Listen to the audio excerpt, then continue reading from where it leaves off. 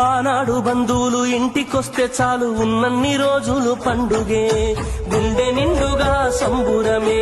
ఆరు బయట నులక మంచంపై పడుకొని కబురులెన్నో చెప్పుకుంటుంటే మనసు నిండుగా సంతోషమే.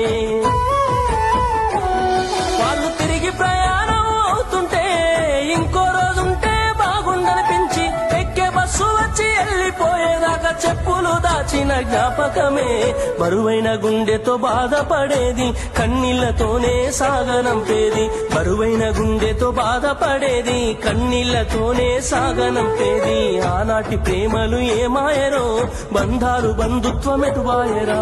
డబ్బు బంధాలే మిగిలేనురో, మనుషులే దూరమయ్యేనురా.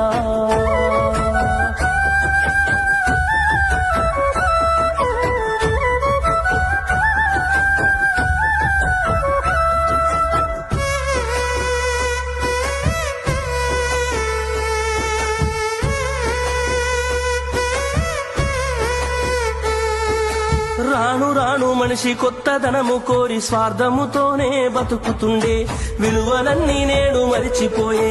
అయిన వాళ్లతో అనుబంధమంటే మొక్కుబడులుగా మారిపోయే, రక్త సంబంధాల ఉనికి మంట గలిసే. ఒకటే ఊరిలో ఉంటున్నా ఏడాదికోసారి కలుసుడాయే, ధనవంతులుగా కొంత మారిపోతే నిరుపేద బంధువుల మరిసిపోయే. డబ్బున్న వాళ్లకు ఒక తీరు మర్యాద, నిరుపేద బంధువులకింకొక మర్యాద. డబ్బున్న వాళ్లకు ఒక తీరు మర్యాద, నిరుపేద బంధువులకింకొక మర్యాద. ఆనాటి ప్రేమలు ఏమాయరో, బంధాలు బంధుత్వమెటువాయరా. ఆనాటి ప్రేమలు ఏమాయరో, బంధాలు బంధుత్వమెటువాయరా.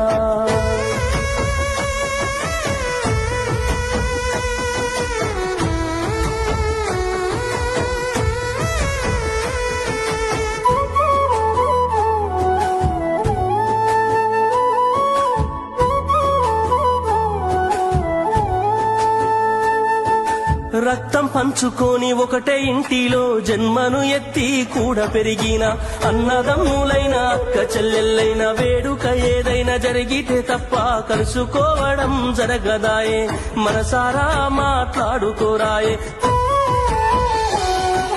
భోజనాలకు గంట ముందు వచ్చి పని ఏదో ఉందన్న సాకుతోటి మొక్కుబడిగా భోజనం అయిన వెంటనే ఉంటామంటూ వెళ్లిపోవుడాయే. కన తల్లిదండ్రులను పలకరించే తీరిక లేని సంపాదనాయే, కన తల్లిదండ్రులను పలకరించే తీరిక లేని సంపాదనాయే. ఆనాటి ప్రేమలు ఏమాయరో, బంధాలు బంధుత్వమెటువాయరా. డబ్బు బంధాలే మిగిలేనురో, మనుషులే దూరమయ్యేనురా.